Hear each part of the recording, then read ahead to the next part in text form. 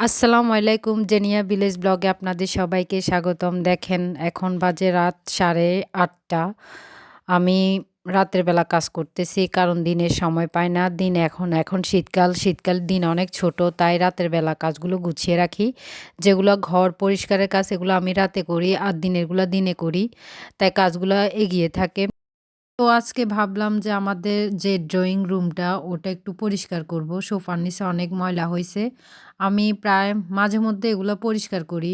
মাসে ১ বার নয় ২ বার এগুলা পরিষ্কার করি। এগুলা পরিষ্কার না করলে কিন্তু আমার একদমই ভালো লাগে না। আমি সবসময় ঘর-দুয়ার এগুলা পরিষ্কার করতে অনেক পছন্দ করি। আসলে মানুষ অনেকে কি মেহমান আসলে পরিষ্কার করে। মেহমান কি? ঘর কি মেহমান আসা লাগে ঘর পরিষ্কার করতে? ঘর তো সবসময় পরিষ্কার রাখাটাই ভালো এবং নিজের কাছেও অনেক ভালো লাগে। তো আমি ঘর পরিষ্কার করতে থাকি।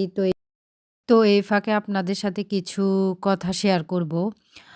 কথাটা হলো আমার চ্যানেল সম্পর্কে। আমি আমার চ্যানেলটি চালু করেছি ২০২২ এর দিকে ফেব্রুয়ারি মাসে। তো তখন আমি চ্যানেলটি শুরু করেছি শর্টস ভিডিও দিয়ে, মানে শর্ট ভিডিও এগুলো দিয়ে। তো মোটামুটি আমার ভিউসও হতো, এমনকি সাবস্ক্রাইবারও হতো। এমনকি আমি ৩ মাসের মধ্যে ১,০০০ সাবস্ক্রাইবার পূরণ করে ফেলেছি। অনেক ভালো। ১ম অনেক কষ্ট হতো। ভাবতাম যে হ্যাঁ, ছেড়ে দিব, ভালো লাগতেছে না। পরে ভাবলাম যে শুরু যখন করছি দেখি না কি হয়, আস্তে করি।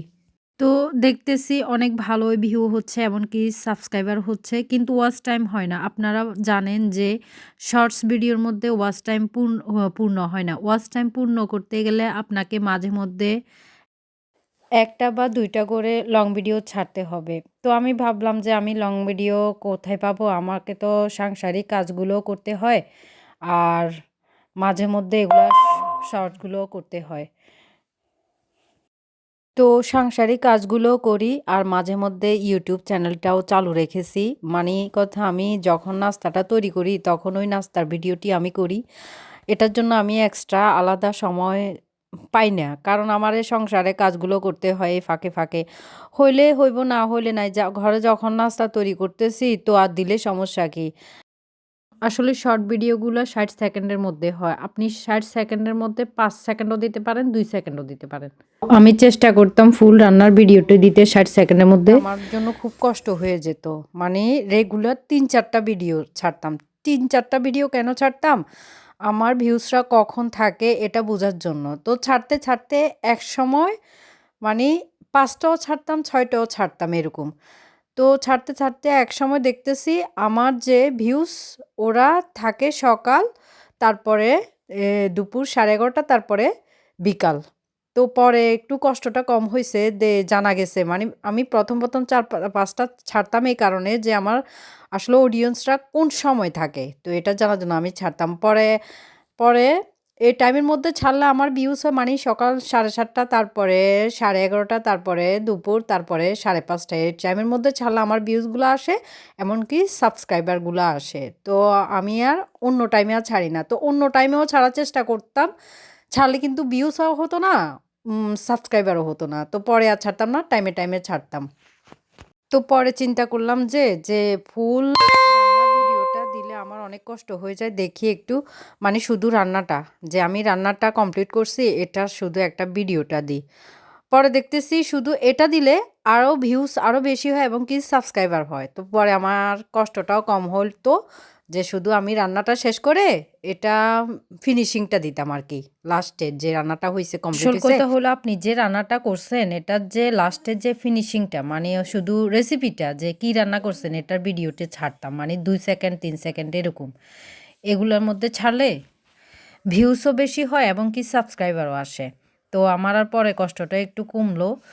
তো করতে দেখতেছি আমার চ্যানেলটা মোটামুটি গ্রো হচ্ছে, এমনকি ভিউস হচ্ছে, সাবস্ক্রাইবারও হচ্ছে।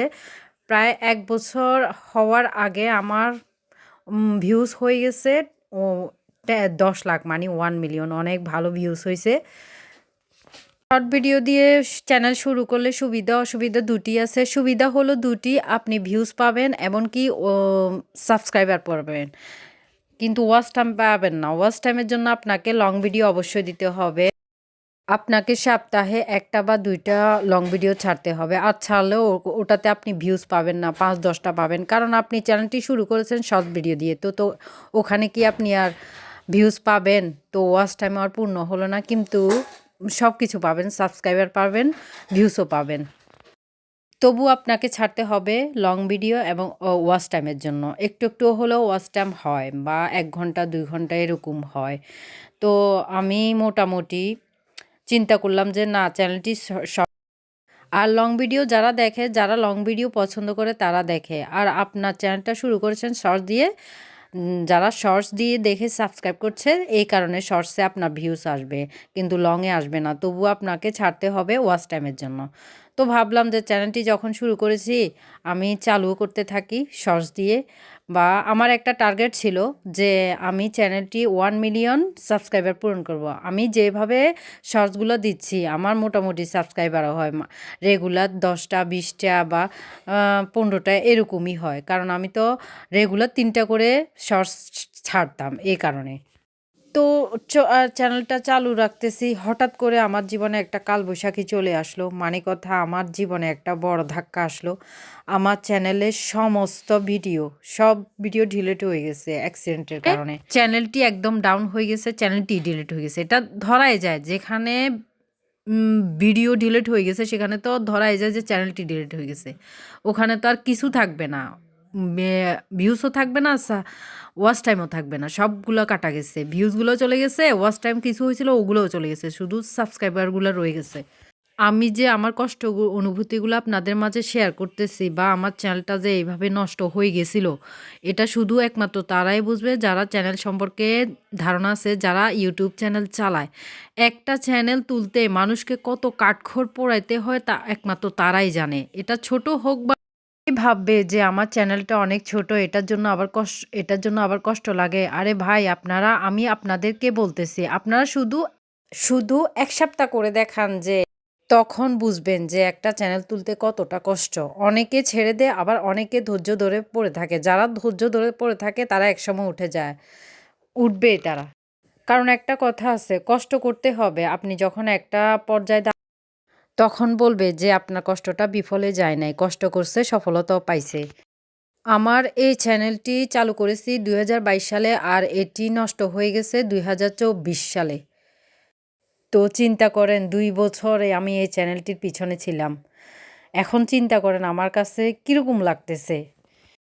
তো ভরে ভাবলাম যে যাক, যা হবার হইছে, আল্লাহ যা রাখছে কপালে, আবার নতুন করে শুরু করব। তো আমার ফুফাতো ভাইকে বললাম যে আমি আবার নতুন করে শুরু করব, যে নামটা চেঞ্জ করব আর কিছু চেঞ্জ করব। ফুফাতো ভাই বলল যে না, আপনাকে আবার নতুন করে একটা খুলে দিই।